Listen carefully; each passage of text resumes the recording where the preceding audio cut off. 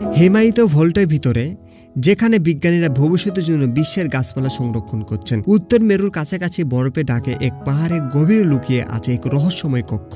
বাইরে তাপমাত্রা -20 ডিগ্রির নিচে, কিন্তু ভেতরে চলছে ভবিষ্যৎ রক্ষা এক নীরব যুদ্ধ।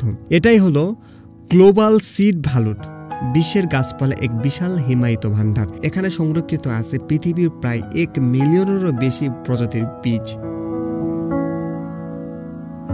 বাংলাদেশের ধান থেকে শুরু করে আফ্রিকার ভুট্টা, এমনকি আমাজনের বিরল বনজ উদ্ভিদের বীজও রাখা আছে এই হিমায়িত কক্ষে। উদ্দেশ্য একটাই, ভবিষ্যতে যদি জলবায়ু পরিবর্তন, যুদ্ধ বা প্রাকৃতিক বিপর্যয় কোনো ফসল বিলুপ্ত হয়ে যায়, তাহলে এখান থেকে পৃথিবীকে ফিরিয়ে দেওয়া যাবে তার সবুজ জীবন। বিজ্ঞানীরা বলেন, আমরাই শুধু বীজ সংগ্রহণ করছি না, আমরা ভবিষ্যতে প্রজন্মে খাদ্য নিরাপত্তা রক্ষা করছি। এই ভল্টে অবস্থিত নরওয়ে স্ভালবার্ড দ্বীপে, যা পৃথিবীর অন্যতম ঠান্ডা নিরাপদ স্থান।